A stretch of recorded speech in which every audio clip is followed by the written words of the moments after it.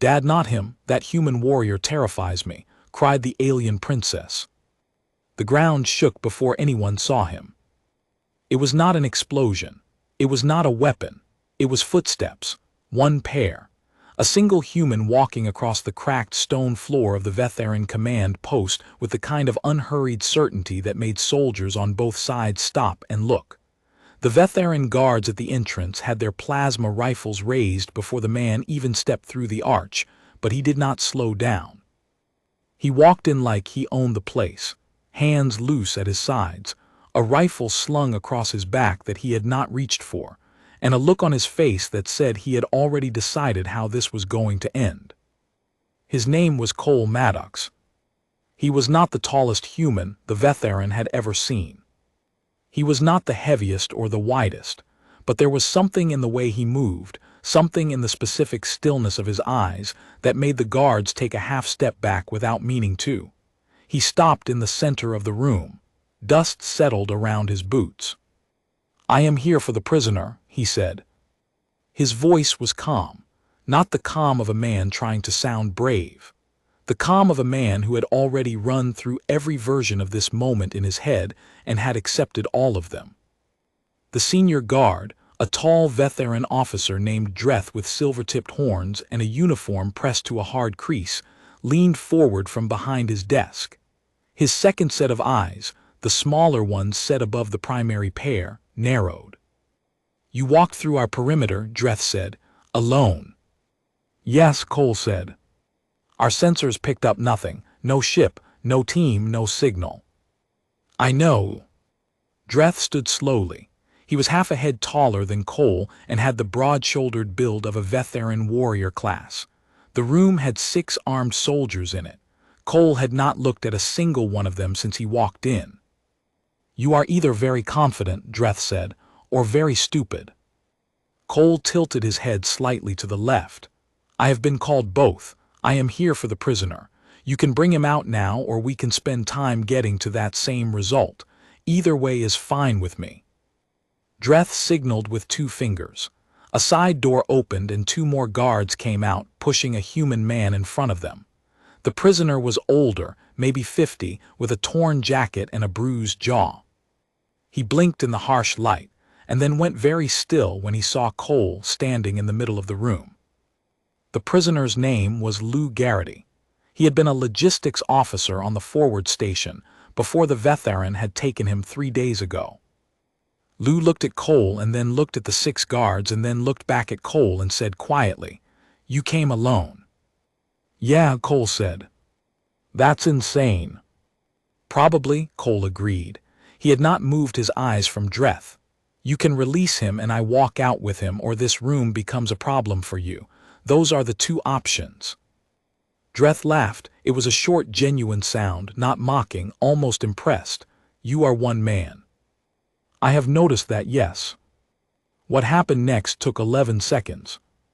Later, when Vetheran soldiers tried to reconstruct it for their debrief reports, they struggled with the sequencing because Cole Maddox had moved in a way that did not feel like combat. It felt like geometry. He was in one place and then he was in another, and between those 2 positions, 3 soldiers had been put on the floor and the door behind Dreth had been sealed with a charge Cole had placed on it before anyone registered he had moved. The remaining guards froze, not because they lacked courage.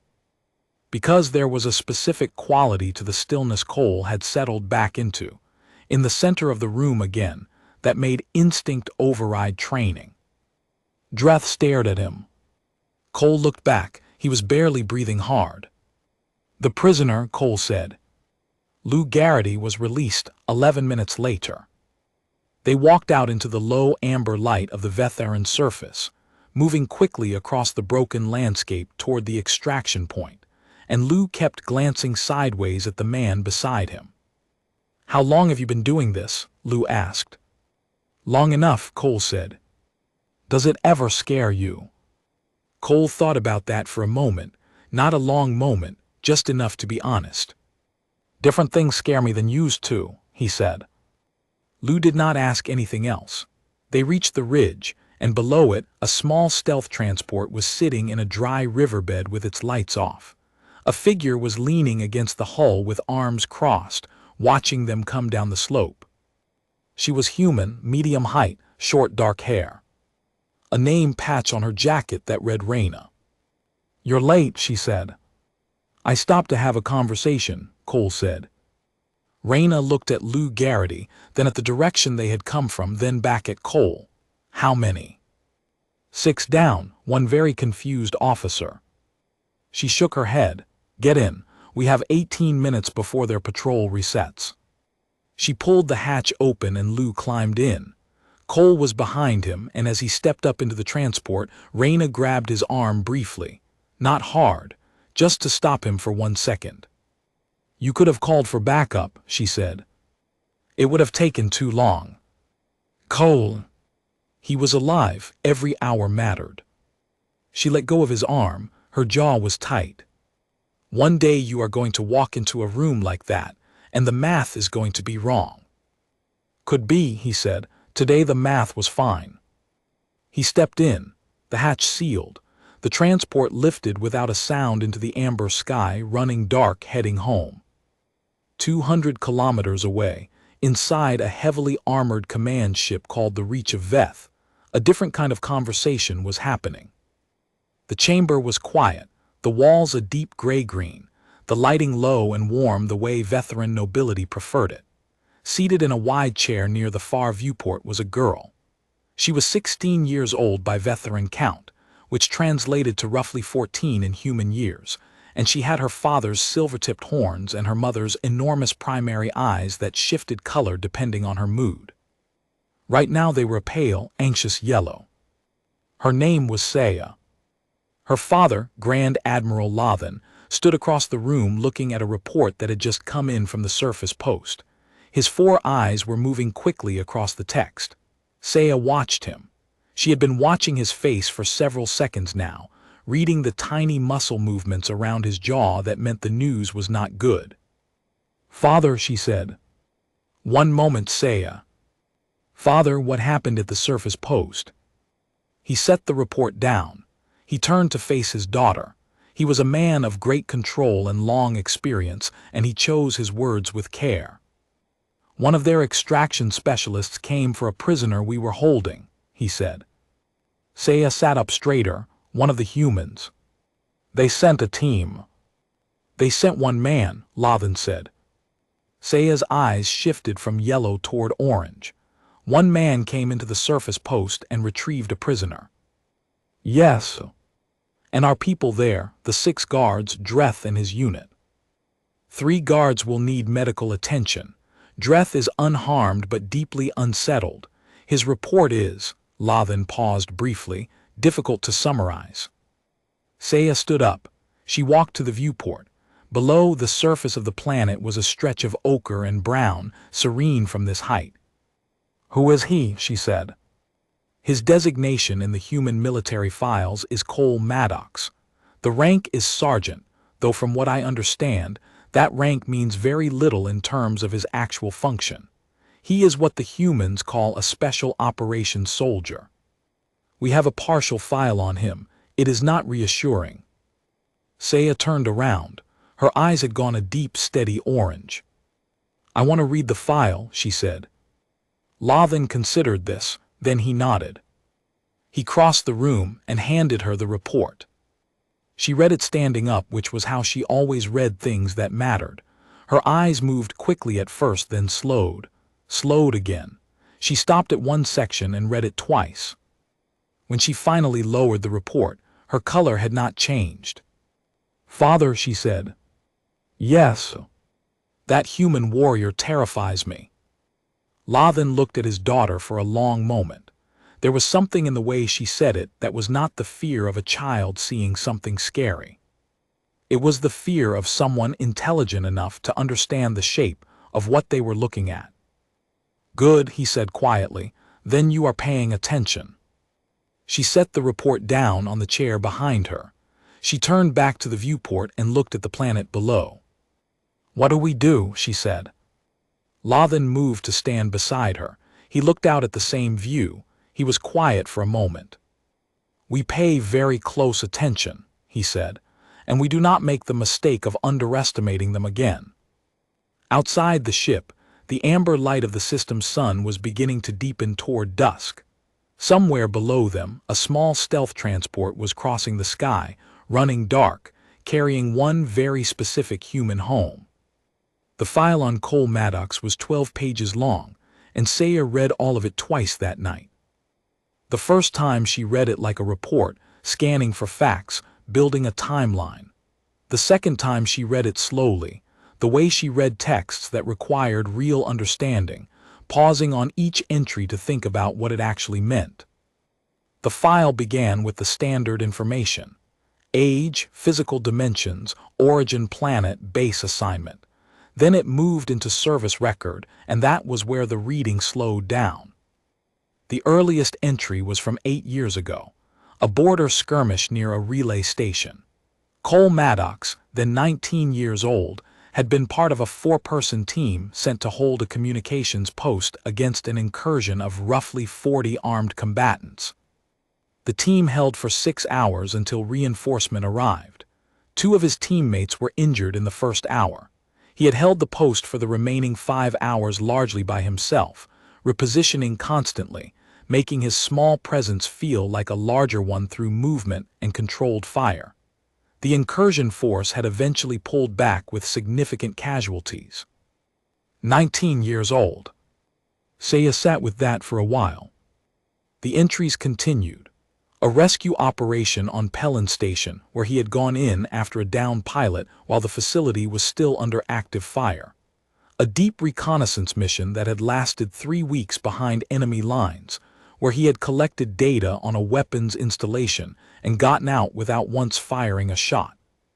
3 pages covered an operation the Veteran Intelligence Service had labeled simply as the Meridian Incident, in which Cole Maddox and 1 other human operative had, according to recovered data, prevented a significant military catastrophe through a chain of actions that no one in the Veteran Analysis Department had been fully able to reconstruct, because the logic of each choice only became clear in retrospect.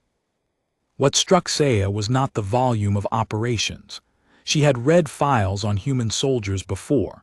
What struck her was the quality of a specific thread that ran through every single entry. He thought before he acted, and then he acted with total commitment. There was no hesitation in the record, but there was also no recklessness. Every risk he had taken was a calculated one. Some of the calculations had been wrong, and the file noted those too, honestly, in the way veteran records sometimes did not. A mission in year 3 where 2 people had died, and he had filed a report taking full responsibility for a tactical error in his planning. A failed extraction that had cost them the objective, and he had written the after-action summary himself, in detail, going through each decision point and marking where the mistake had been made. He learned from failure the same way he built on success. Saya set the file down and stared at the ceiling of her quarters. Her room on the Reach of Veth was comfortable in the way all her rooms were comfortable, which was completely and without any real thought from her. She had grown up in spaces like this. She had never questioned the quality of her surroundings because there had never been any reason to. She was the daughter of a Grand Admiral. The world arranged itself around that fact. She thought about Cole Maddox walking into a Veteran command post alone and asking for a prisoner with the same tone of voice someone might use to ask for a cup of water. She thought about the 19-year-old boy holding a relay station for 6 hours.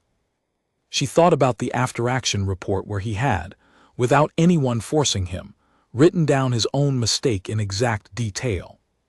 She got up, went to her desk, and pulled up the strategic overview of the current conflict.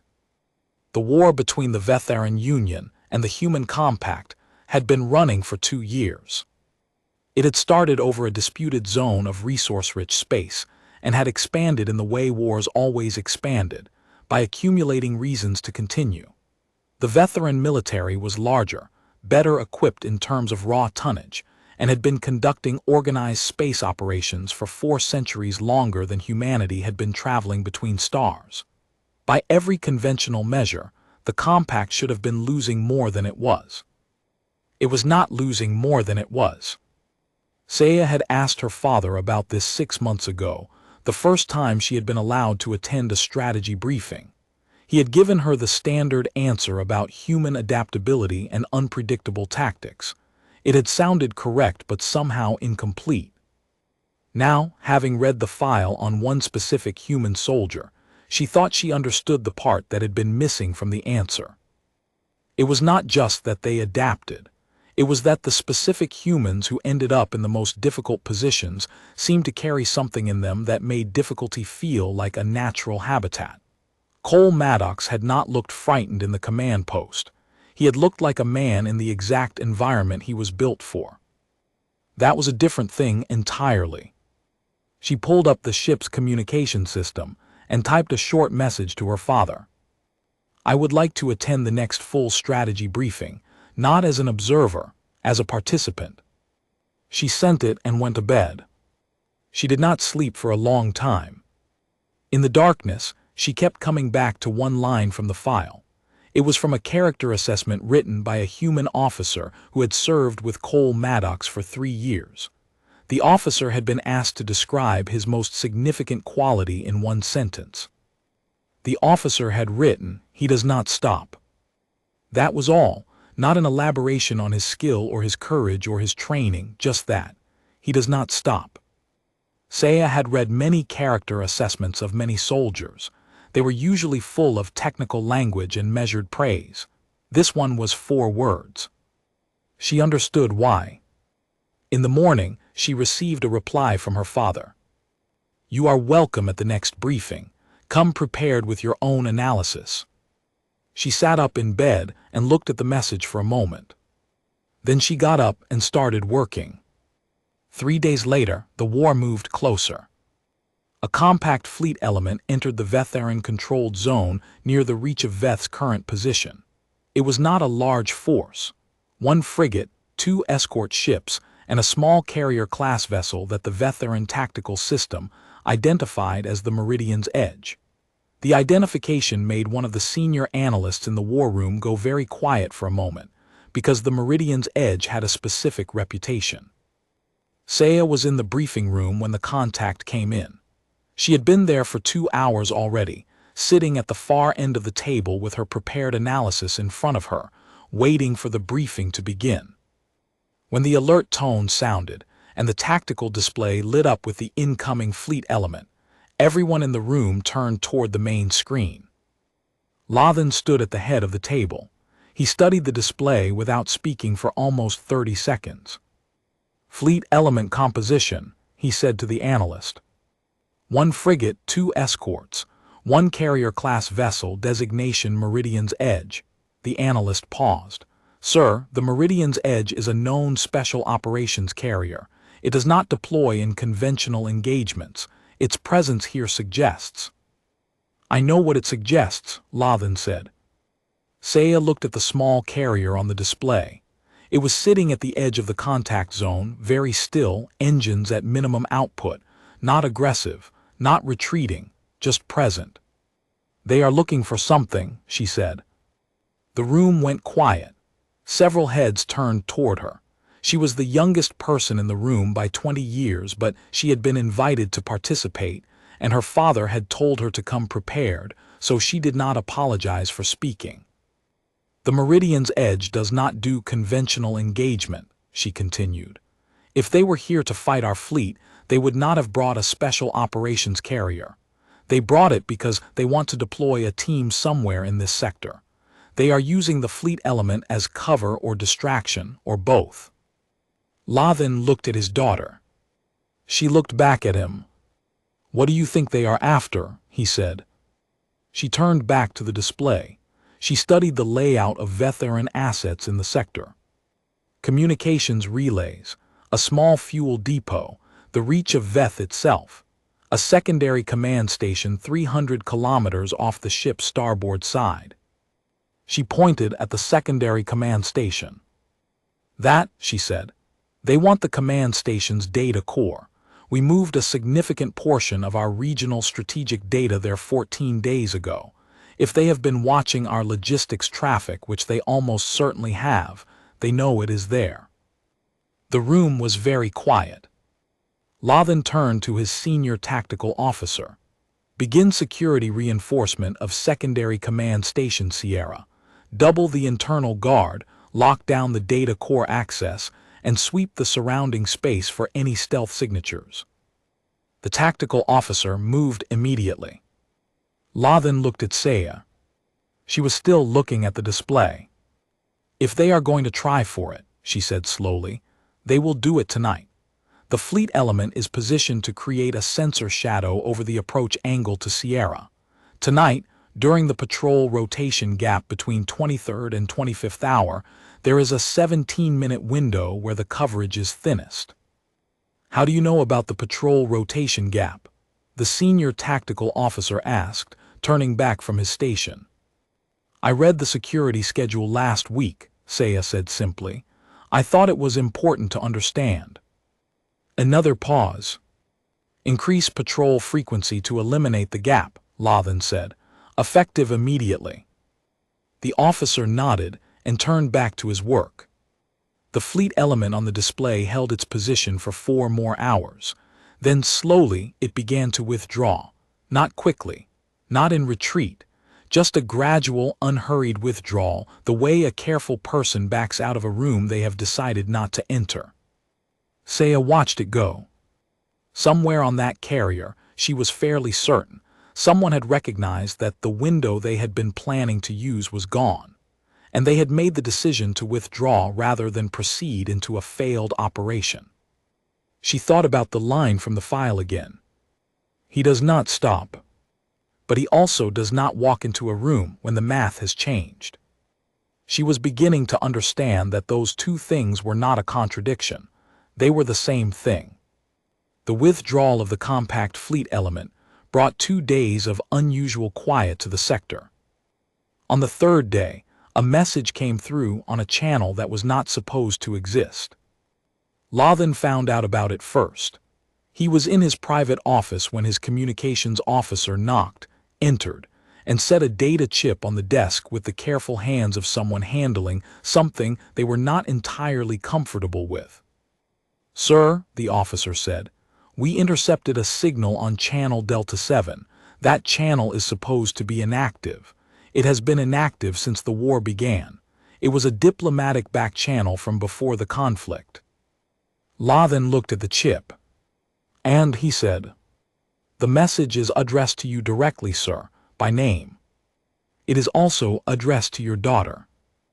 Law then was quiet for a moment. Leave it, he said, thank you. The officer left. Law then sat for a long moment looking at the chip. Then he picked it up and went to find Saya. She was in the small study adjacent to her quarters, working through a tactical history text she had pulled from the ship's archive. She had 3 displays open and notes scattered across the desk in a pattern that looked chaotic and was not. She looked up when her father came in. He set the chip on her desk. A message, he said. It came on a back channel from before the war. It is addressed to both of us. Saya looked at the chip. Who sent it? Unknown origin. The signal was clean and deliberate. It was not an accident. She picked up the chip and turned it over in her fingers. It was standard format, nothing unusual about its physical appearance. She looked up at her father. Do you want to read it here? She said. I think that is appropriate, he said. She slotted the chip into her desk reader. The message was short. No identification, no header, no rank or unit, just words. Grand Admiral, the conflict between our peoples has cost more lives than either side intended when it began. I do not speak for my government. I speak for myself, and I am speaking because someone I trust told me you were worth speaking to. I believe there are people on your side and mine who want a different outcome than the one we are currently building toward. I would like to talk. I am prepared to come to a location of your choosing, alone and without weapons on a date of your choosing. I ask only that the meeting be private, that your daughter be present, and that you come to it with an open mind. If this is not something you are willing to consider, I understand. Destroy this message and we will not reach out again. My name is Cole Maddox. Saya read the message once, then she read it again. She sat back in her chair. Her father was watching her. He is either the bravest person in this war, she said slowly, or this is the most sophisticated trap I have ever encountered. Yes, Lathan said, those are the two options. He came to the surface post alone to retrieve a prisoner. He was not bluffing then. The action matched the presentation. That is true. He asked for me specifically. He knows who I am. She paused. Or someone who knows this family told him to ask for me specifically, which means someone on this ship or close to this command. Lathan's expression did not change. I noticed that as well. Saya looked at the message one more time. Then she looked at her father. We should meet with him, she said. Lathan sat down in the chair across from her desk. He was quiet for a moment, which was his way of thinking through something fully before he responded. Tell me why, he said. Because the war is 2 years old and neither side is winning it in a way that will hold, she said. Because every month it continues, it becomes harder to end because more people have lost more things that they cannot forgive. Because he came alone to a command post and asked for a prisoner. That is someone who acts on what he believes.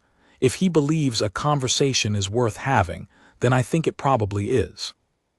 And if it is a trap, then we meet him somewhere that is not a vulnerability. We control the location, we control the approach, we bring security that he cannot see but that is present. And if he comes alone and without weapons as he says he will, then we listen. Lathan looked at his daughter for a long time.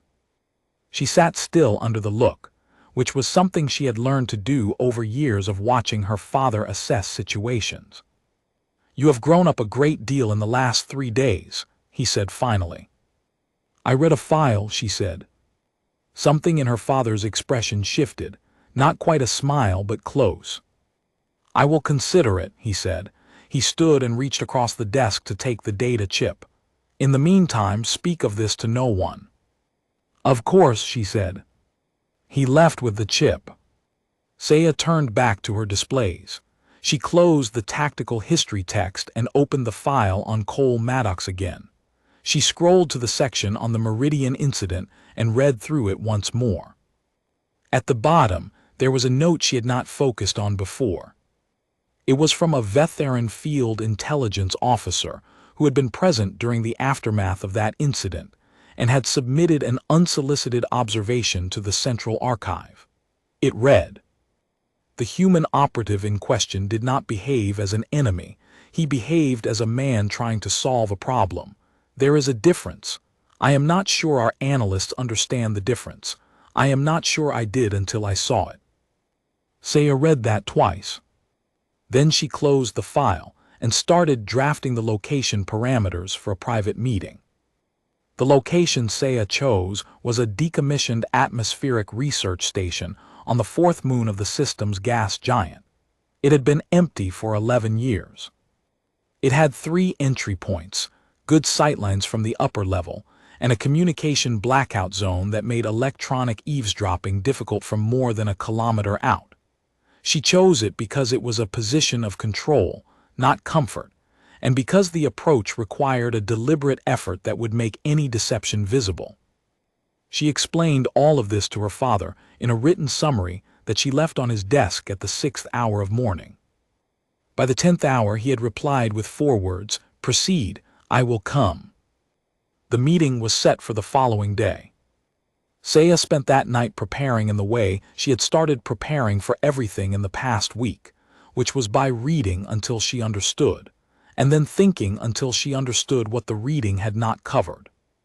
She went through everything she knew about negotiation dynamics, not the formal veteran diplomatic text she had been assigned as part of her education, but the older material, the histories of conflicts that had ended and the specific moments that had turned them. She read about the conversations that mattered, the ones between people who had no authority to make a decision, but who understood something that the people with authority had not yet grasped. She thought about what she wanted to know. Not what she wanted to say, what she wanted to understand. In the morning, she dressed carefully. Not in the formal wear of the Admiral's household, but in the plain, practical clothing she wore when she was working. She wore no ornamentation. She carried nothing that looked like a weapon, because she was not carrying a weapon. She had thought about this and decided that if she were going to be in a room with someone and ask him to trust that she was listening, she should not be holding something that said she expected the worst. Her father met her at the shuttle bay. He was dressed similarly. He looked at her and nodded once. "Ready?" he said. "Yes," she said. The flight to the fourth moon took 40 minutes. The research station appeared below them in the gray-white light of the gas giant's reflected glow, a low cluster of connected modules sitting in a dry, rocky valley. The shuttle set down 100 meters from the main entrance, and they walked the rest of the way. The security detail was there but invisible, positioned in the surrounding rock formations, armed and instructed to hold unless a specific signal was given. Saya knew they were there. She had planned for them. She did not look for them. At the main entrance they waited. He was already inside. They had not detected him arriving. No ship, no approach signature. Later, their security team would find where he had landed, a tiny craft hidden so deep in a shadow canyon that it had read as geological formation on the scanners, and even knowing where to look, it had taken them an hour to find it. But at the moment they walked through the door, Cole Maddox was standing in the center of the research station's main room, no weapon visible, hands at his sides, and he looked at them when they came in with an expression that was careful and calm and completely without theater. He looked like a man who had already thought through what might happen and had accepted all of it. He was shorter than Saya had imagined. She was not sure why she had imagined him differently. Maybe because the file was so large. Maybe because the things in it were so large. But he was standing in front of her, and he was a human of ordinary size, maybe 30 years old, with a quality of stillness that she recognized now from the file. The stillness of someone who moved when there was a reason to move, and was quiet when there was not. "Grand Admiral," he said. He looked at Saya. "I appreciate you coming." "You are a difficult person to ignore," Lathan said. Something shifted at the corner of Cole's eyes, not quite a smile. "I have heard that before," he said. They sat down at a low table in the middle of the room. There were 3 chairs, which told Saya that he had arranged them, which meant he had been here long enough to prepare the space, which meant he had arrived before the security sweep, which was quietly remarkable, and she decided to say nothing about it. "You said you are not speaking for your government," Lathan said. "That is correct." "Then, what authority do you have to make any agreement that would matter?" "None," Cole said. He said it without hesitation or apology. "I have no authority. I am not here to make an agreement. I am here to have a conversation with someone I was told was worth talking to, and to pass on what I learned to people who do have the authority. The same is true for you, I assume." Lathan was quiet for a moment. "Who told you I was worth talking to?" "Someone who has watched you make decisions for a long time and noticed the pattern in them.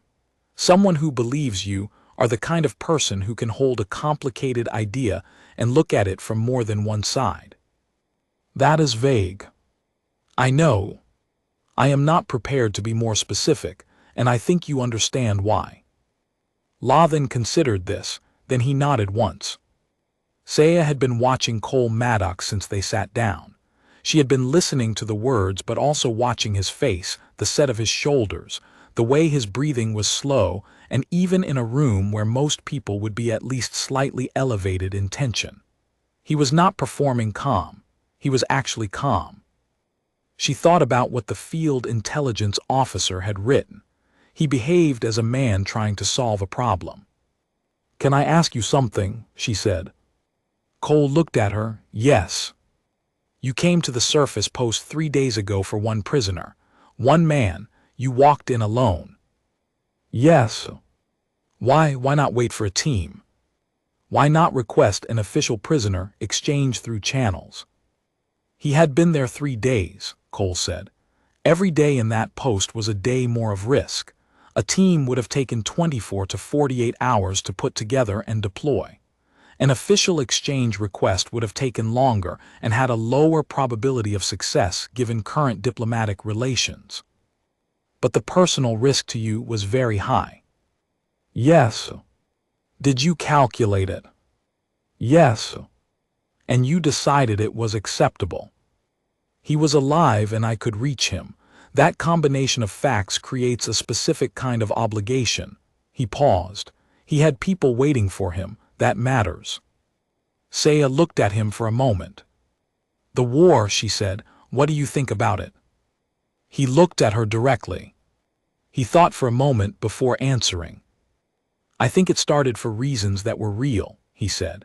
And I think it has continued past the point where those reasons are the main thing driving it. That happens with wars. They become self-sustaining because of what they cost, because both sides have paid too much to stop without something to show for it.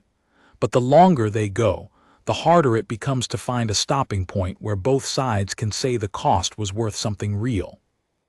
And you think there is still a stopping point, Saya said. I think we are closer to one than the official positions suggest, he said. I think there are people on your side and mine who know what a workable outcome looks like, and are not able to say so publicly, because the public conversation is still moving in the other direction. I think private conversations are sometimes the place where the direction begins to change. Saya looked at her father. Lathan was looking at Cole with an expression that she recognized. It was the expression he wore when he had found something worth holding onto. The disputed zone, Lathan said. That is where the official positions are furthest apart. Yes, Cole said. Do you have a thought on it? I have an idea, Cole said carefully. It is not an offer, it is an idea. A shared administration framework with defined resource allocation and a neutral monitoring body. Not a perfect solution for either side, which is usually the sign that it might be acceptable to both. He paused. But as I said, I have no authority. This is not what I can offer. This is what I have been asked to describe by people who want to know if it is worth discussing. The room was very quiet. Outside, the gas giant's light shifted slightly as the moon continued its slow orbit, and the room moved from gray-white to a very pale gold.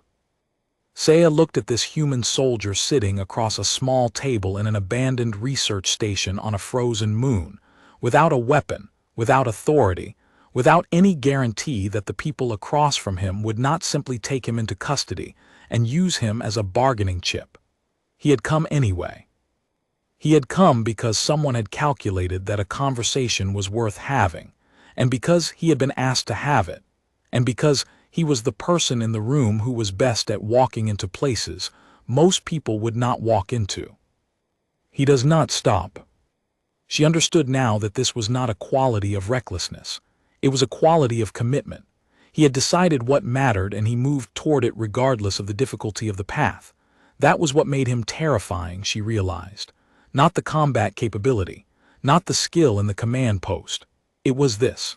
The sitting across from people who could have him arrested and talking calmly about the path to peace as if it were simply another problem to be solved. I want to be honest with you, Saya said. Cole looked at her. You frighten me, she said.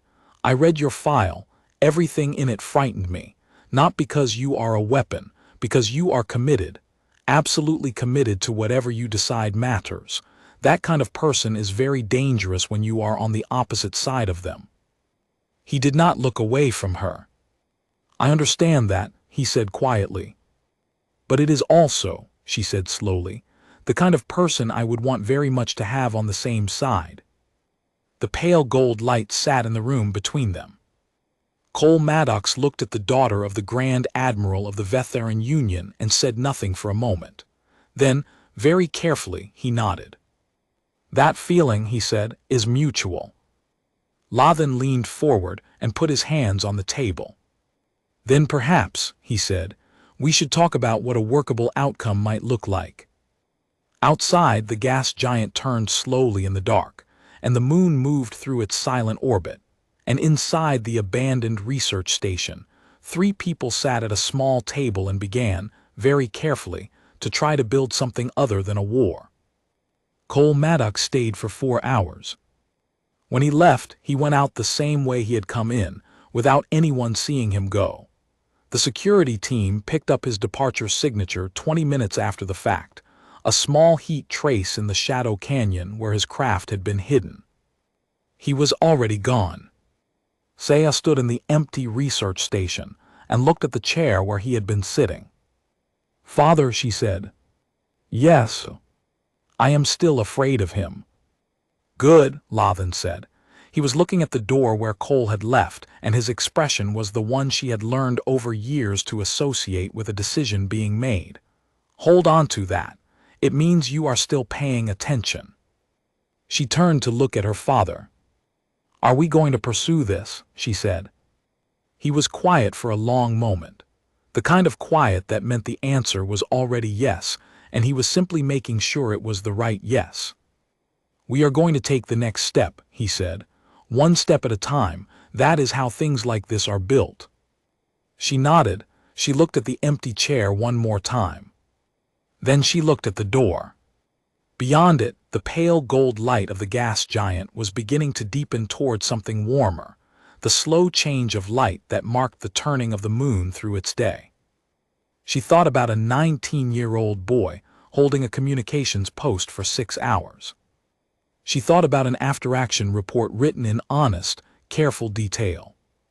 She thought about a man who walked into rooms that other people would not walk into, not because he was unafraid, but because he had already decided what mattered. She thought about what it would mean if a person like that, and a family like hers, and 2 peoples who had been building a war for 2 years, all decided in the same quiet moment that peace was the problem worth solving. She thought it might, in fact, be possible. She walked out into the pale gold light, and her father walked beside her, and the shuttle was waiting, and the gas giant turned in the dark above them, enormous and ancient and entirely indifferent to the small, specific, fragile thing that 3 people had begun inside an abandoned room on a forgotten moon. But it had begun. And that, as Cole Maddox would have said, was the math that mattered. She climbed into the shuttle. Her father climbed in beside her. The hatch sealed. The engines lifted them up into the pale sky, and below them the research station grew small and then smaller and then was gone. She looked out the viewport at the stars. Somewhere out there, in a small stealth craft running dark across the gap between worlds, a human soldier was heading home with 4 hours of conversation folded carefully in his mind, and a report to give to people who would have to decide whether to be brave enough to listen. She thought they probably would. She thought that because she had read a file, and the file had told her something true about the people who decided what mattered and moved toward it regardless of the difficulty. They do not stop. She pressed her hand briefly against the cool surface of the viewport glass. She was still afraid of him. She was very glad he existed. The shuttle rose through the last of the gold light and out into the clean, cold dark, heading home, carrying 2 people who had just taken the first step of a very long walk toward something better than a war. It was enough. It was, for now, exactly enough.